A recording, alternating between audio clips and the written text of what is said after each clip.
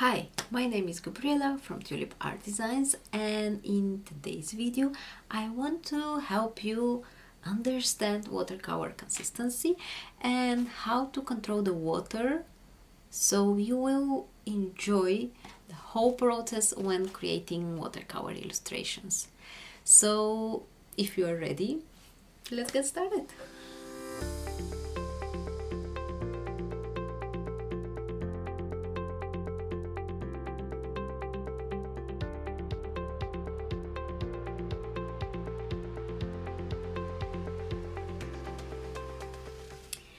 So here is my watercolor paper for today's exercise. I am using cold press paper. I really enjoy the texture of cold press paper, and I really enjoy that this type of paper holds the water for longer time, because I really love using wet in wet technique. You will see in a second, but I really like using wet in wet technique when doing my watercolor sketching and watercolor illustrations. So this paper is just the perfect fit for me, but you know, you can also use any watercolor paper you like. Today I want to show you the different watercolor consistencies, so you will know how much water you need to add to your palette to get, you know, the watercolor tones you need. So we have, let's say, 5. I will just make like a scheme very quickly, so I can write down my notes so you will understand what I'm talking about. Let's say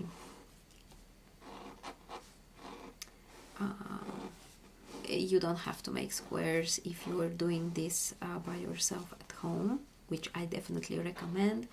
You can do circles, you can just do you know, swatches, it doesn't really matter.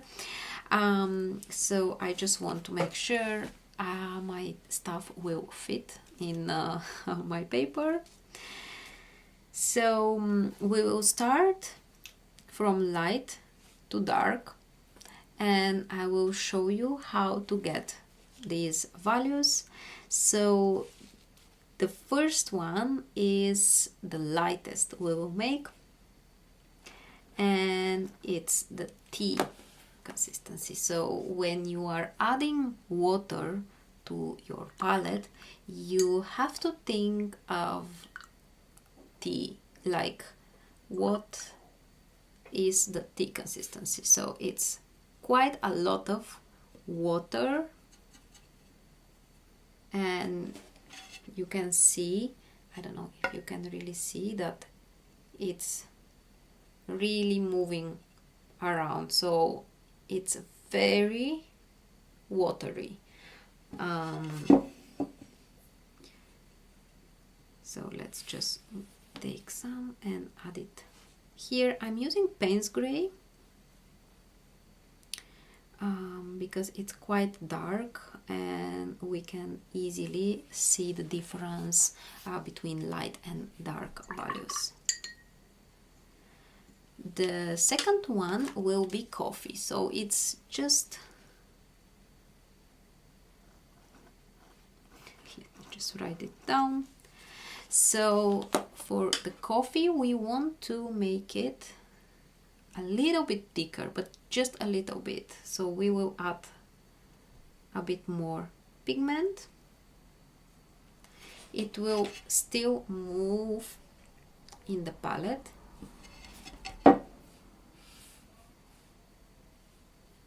Okay, and we put it. I will just wash a little bit my brush and add just a little bit more. It's tryouts. I mean, you cannot really get this really from the first time.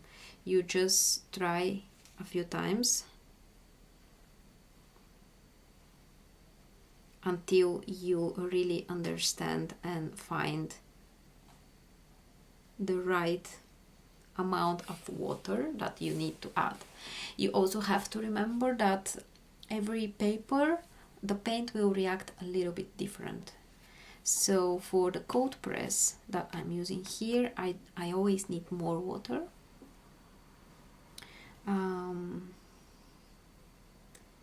So let me just write the next one. We have milk. So every next paint is thicker and thicker, which means we add more pigment to the water. And when we add more pigment, the paint gets a little bit thicker and it starts to move less in your palette. I'm not sure if it's really visible. Okay. So we have even more pigment to this. I think I have to add just a little bit more.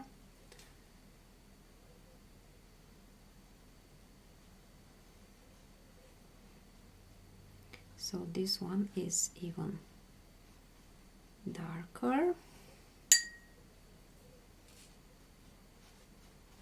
Okay, I just try to make it completely flat. The next one will be creamy, which means you will need more pigment. So cream. I just dip my brush in the water and pick even more of this pigment, mix it here. So now the paint will almost not move, still it's moving, but very, very slow in my palette.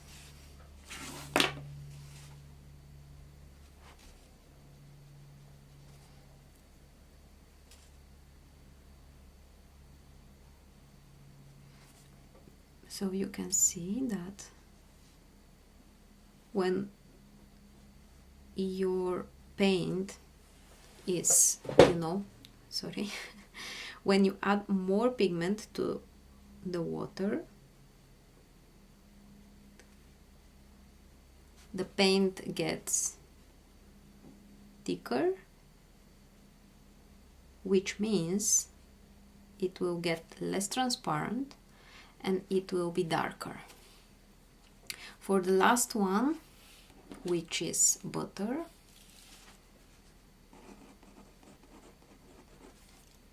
you can imagine the consistency of butter, like a very thick.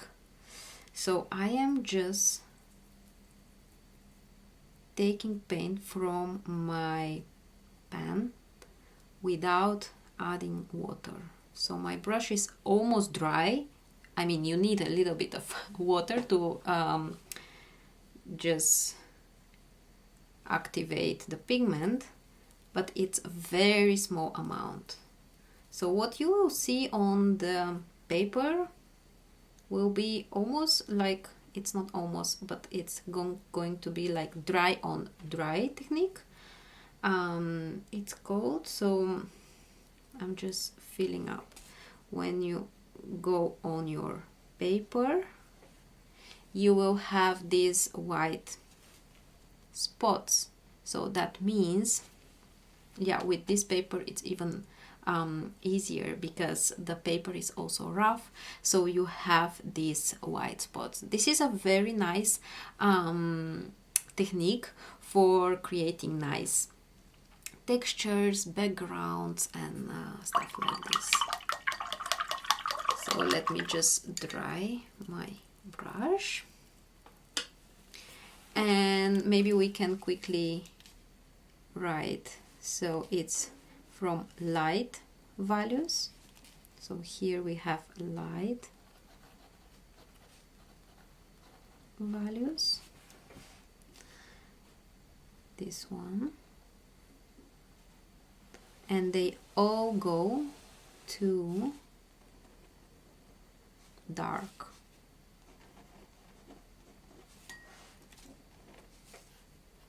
So these two are kind of a light values. Then we have mid tones.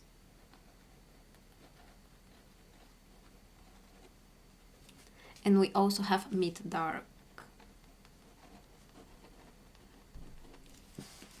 So you can imagine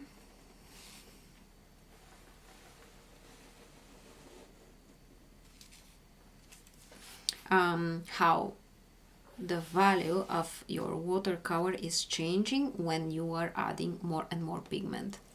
It's like the same, but then let's work it the other way around. So we pick, let's use the bigger brush, so that's number 12. The previous brush was number 8. So let's pick this buttery consistency watercolor paint, and then we can put it here. Then we will dip the brush in the water like this and just wipe this extra water on the side, and then we will go. So our butter consistency became creamy, and then we just dip it one more time, wipe it on the side, and continue going. Then we do it one more time, again on the side, and then again.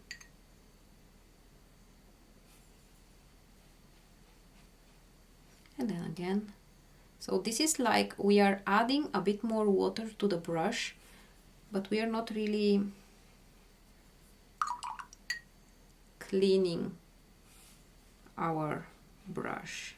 It's just adding more and more water, so it becomes more and more watery.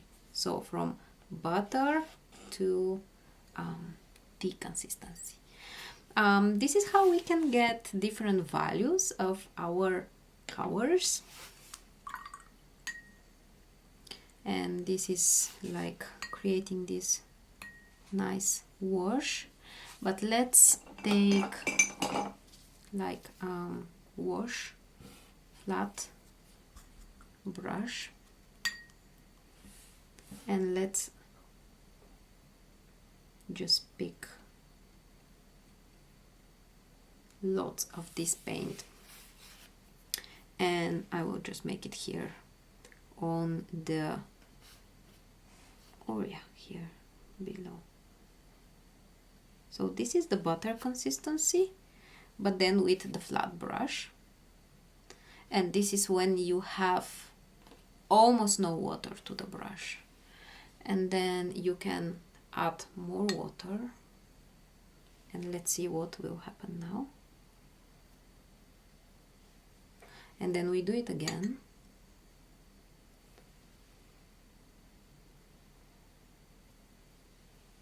One more time.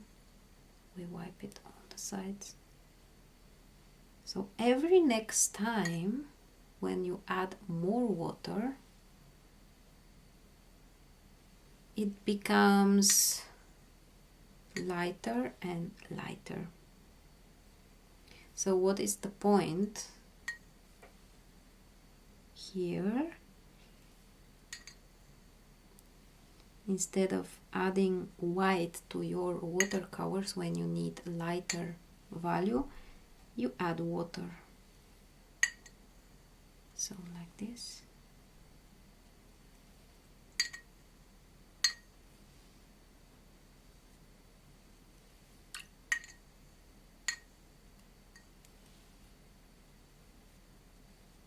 Okay. And the last thing I want to show you is how all of these different these different watercolor paints consistency work on water. Because wait a second, if you are following me for some time, you know that I really love creating such illustration using wet on wet technique. And sometimes it's really about practicing the consistency of your watercolor paints on water and see, you know, how they work, so you can less or more know what to expect when you use wet in wet technique, because this technique is already like quite unpredictable, but still, when you know how much water you need to add, then it's, you know, more enjoyable, the whole process. So let's just wet this whole area here, so we can compare.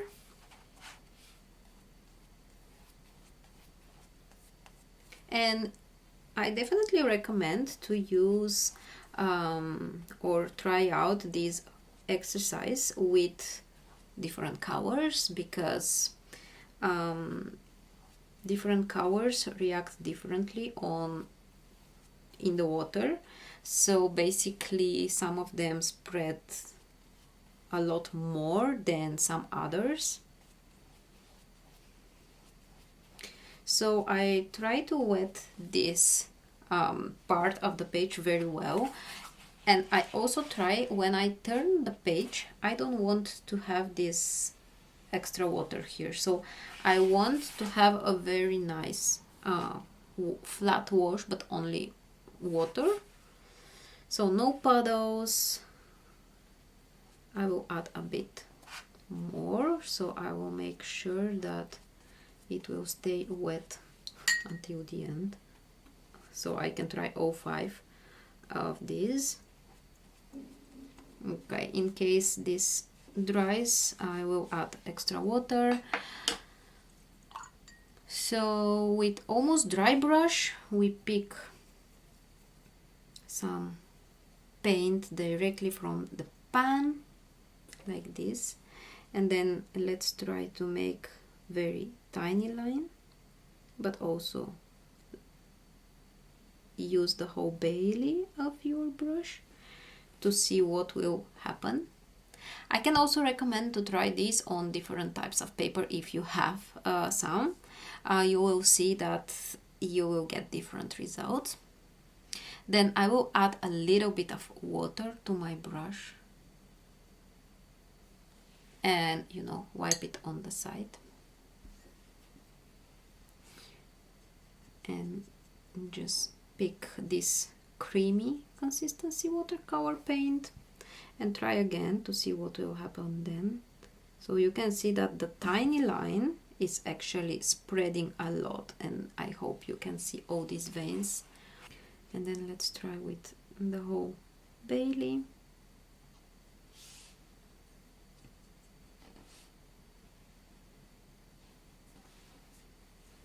And then we will add more water to this one and do the same with tiny line and the whole belly of the brush. And let's add even more water, so it will be lighter and it will be more watery.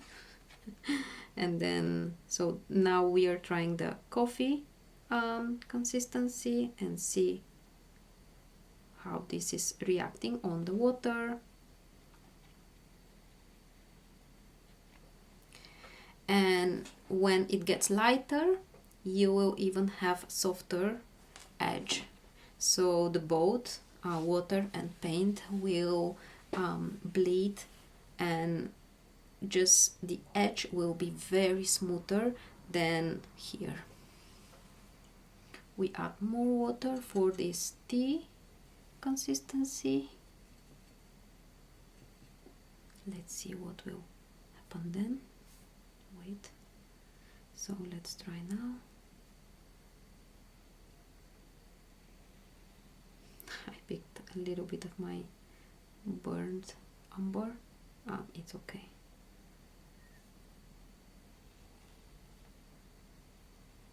So here you can see that also my paper is probably already drying, but you could already see the difference, how these different